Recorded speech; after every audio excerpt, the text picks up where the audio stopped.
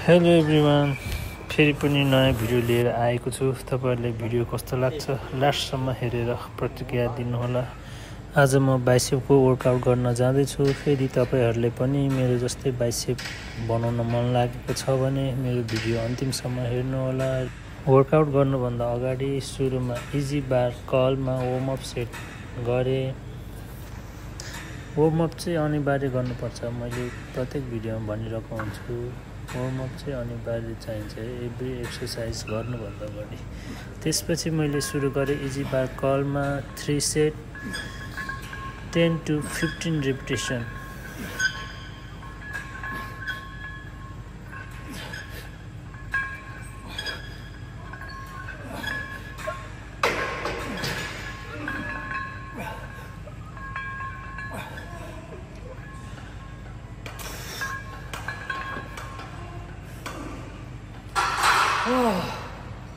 अब के गर्नु, ऐना देखेपछि फ्लेक्स हान्न मन लागिहाल्छ। फ्लेक्स हाने है त गाइस। त्यसपछि सुरु गऱ्यौँ प्रेजर कर्लमा।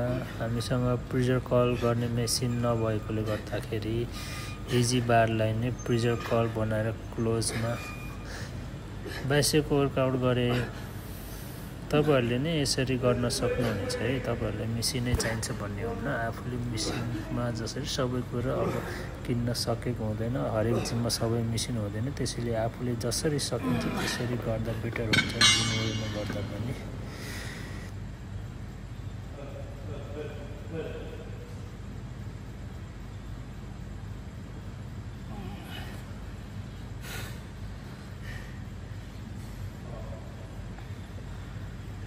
त्यसपछि म लागे डम्बल भएको तर्फ। डम्बल भएको ठाउँमा हाम्रो चाहिँ सानो एउटा ऐना थियो है। हाम्रो जिमको ऐना भनेको यही हो, ठुलो ऐना छैन, सानो ऐना। यसमै हेर्ने हो, जिउहरू तन्काउने, फुलाउने, फ्लेक्स गर्ने सबै यसमै गर्ने हो। जस एउटा ऐना भएर चाहिँ सजिलो भएको छ फ्लेक्स गर्नलाई। एक्सरसाइजहरू गर्दाखेरि आफूले हेर्न सजिलो हुन्छ, ऐना सानो भए पनि। त्यसपछि फेरि ऐनामा आएर बाइसेपको फ्लेक्स गरेँ। कस्तो आउँदो रहेछ ऐनामा भिडियो। मैले फर्स्ट टाइम यसरी ऐनामा भिडियो बनाएको थिएँ, कस्तो आउँदो रहेछ भनेर ऐनामा भिडियो गर्दै फ्लेक्स गरेँ साइड चेस्टको। त्यसपछि ब्याकको। मेरो रियर ब्याक कस्तो देखाएको छ कमेन्ट गर्नु होला, म ब्याकको पनि भिडियो लिएर आउनेछु।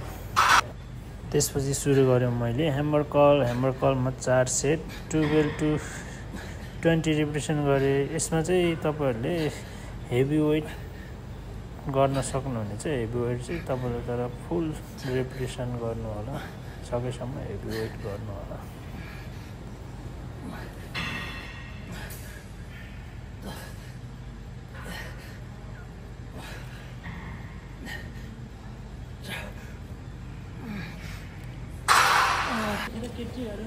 तपाईहरु मेरो पानीको बोतल देखेर नतर्सिनु होला है। मेरो पानीको बोतल जम्मा 5 लिटरको हो। सानो बोतलहरू ल्याउँदा पानी खाँदा खाँदा गर्मीले पानी नपुगेर अनि म 5 लिटरको बोतलमा पानी लिएर आउँछु।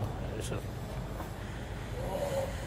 कहिलेकाहीँ डम्बल पुगेन भने त्यही 5 लिटरको बोतल उठाउन हुन्छ नि त, हल्का रमाइलो।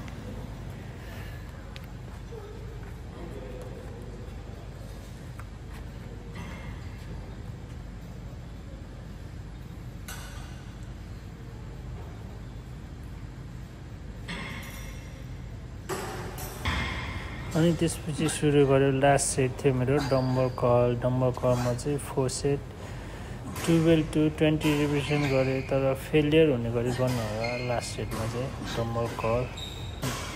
तपाईँको जुन तपाईँले वर्कआउट गर्नुहुन्छ, जुन मसल खेलाउनुहुन्छ त्यो मसललाई चाहिँ एकदमै टार्गेट गर्नुपर्छ। तर हामीले बाइसेप भनेको सानो मसल हो। सानो मसलको लागि हामीले धेरै सेटहरू खेल्न आवश्यकतै छैन। बडीमा 3 सेट या 4 सेट भए इनफ हुन्छ। हामीले धेरै खेलाएर धेरै एक्सर्साइज गरेर छिटो बन्ने भन्ने कुरै हुँदैन है।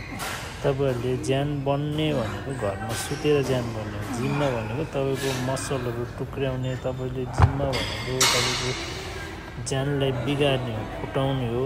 बल्ल त्यो जिममा फुटेको चिजहरू तपाईँ घरमा गएर खानु भएपछि सुत्नु भएपछि बल्ल त्यसमा तपाईँको च्यान गर्ने। मसँग टाइम टन्नै थियो, त्यसैले गर्दाखेरि मैले लास्टमा फेरि एकवटा एक्सर्साइज एड गरेँ। यो एक्सर्साइज चाहिँ इजी बार रिभर्स कर्ल हो। यो एक्सर्साइज चाहिँ धेरै जसो फराम्सको लागि गरिने एक्सर्साइज हो। मेरो आजको भिडियो कस्तो लाग्छ प्रतिक्रिया दिनुहोला, च्यानललाई सब्सक्राइब गर्न नभुल्नुहोला र अर्को भिडियोमा भेटौँला भन्दै आजलाई बिदा चाहन्छु। नमस्ते, बाई बाई।